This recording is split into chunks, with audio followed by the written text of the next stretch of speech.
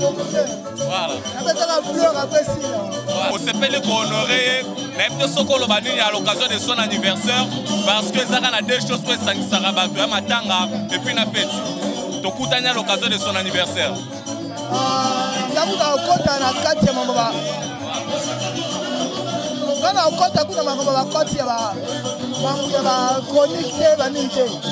Karine aza muto alingaka pena. Hormis ma presse, ma monnaie na lingaka na comme na reporter na motema nanga. Parce que na batance ça va. Elle t'a changé même les noms pour t'appeler Papouche. Imagine. Donc il y a dans sa bébé nanga, belle libella. Voilà. Ajan jour sananga te. Na ndongera bona ta auto sana e. Ajan jour sananga te. Na ndongera bona ta auto sana e. Monatie botalelanga Congo température ya maman Rosette la fleur Nadambu. Après avoir défilé na ba site Pola mais cette fois Congo Température TV. Désormais, suivez-nous sur cette chaîne. Congo Température TV. Congo Température. La patronne Rosette la fleur d'amour, chaîne à solo. Émission religieuse. Théâtre, musique, environnement. Bah, émission sportive. Émission politique, donc nulle part ailleurs. www.congotempérature.com. Pour nous avoir information à temps réel. Congo Température. Et yena mo pepe asika. Ya tobina Congo Température. Et yena mo pepe asika.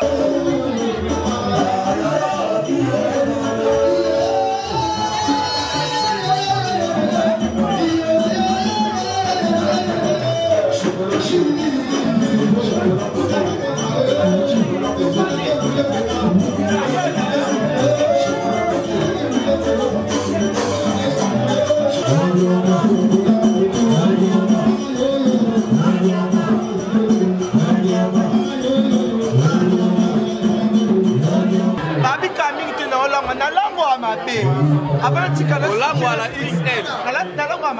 La XL. Nada.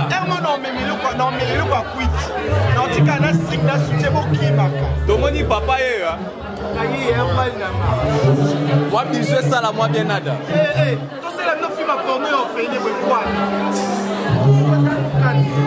Domoni ozayo mo doza accompagner na Reims.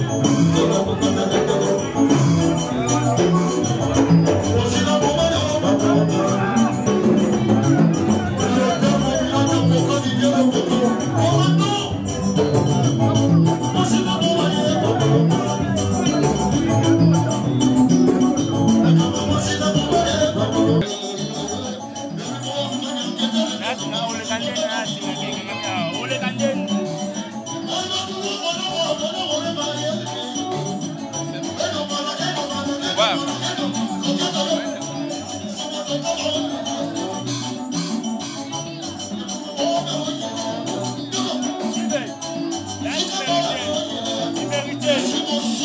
petit peu.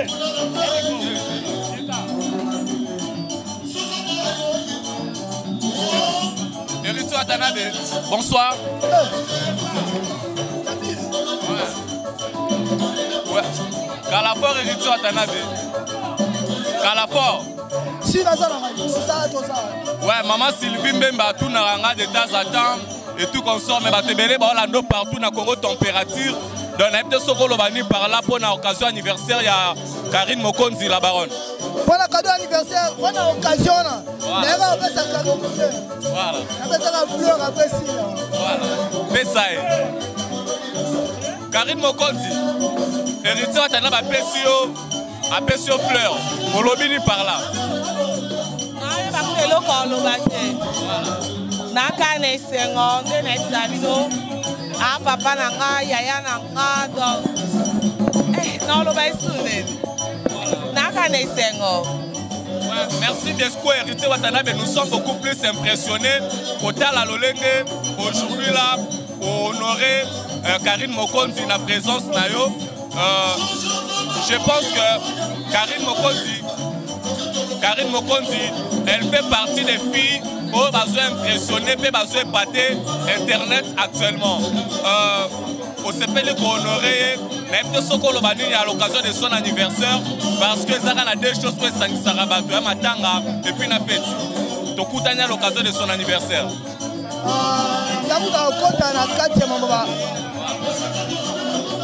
Quand on compte à coup de ma côte, il y a chronique, Karine a mouto, là, la ligne pena.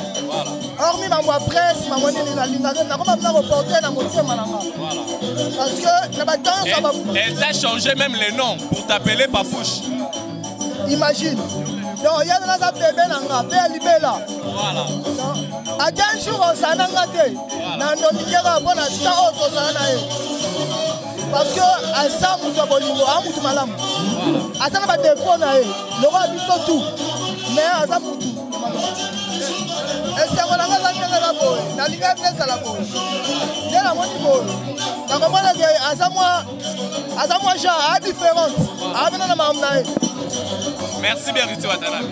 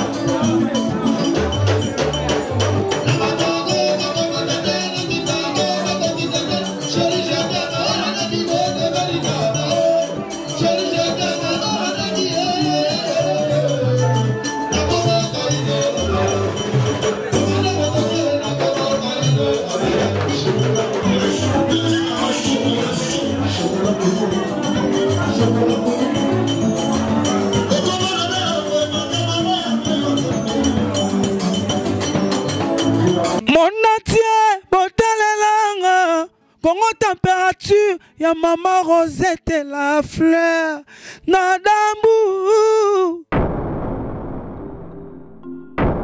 Après avoir défilé dans la cité Pola, mais cette fois-ci. Congo Température TV. Désormais, suivez-nous sur cette chaîne. Congo Température TV. Congo Température. La patronne Rosette la fleur d'amour, chaîne à solo. Émission religieuse. Théâtre, musique, environnement. Émission sportive. Émission politique, donc nulle part ailleurs. www.congotempérature.com. Pour nous avons information à temps réel. biso nyonso tobina Congo température eye na mopepe asika yaya tobina ye Congo température eye na mopepe asika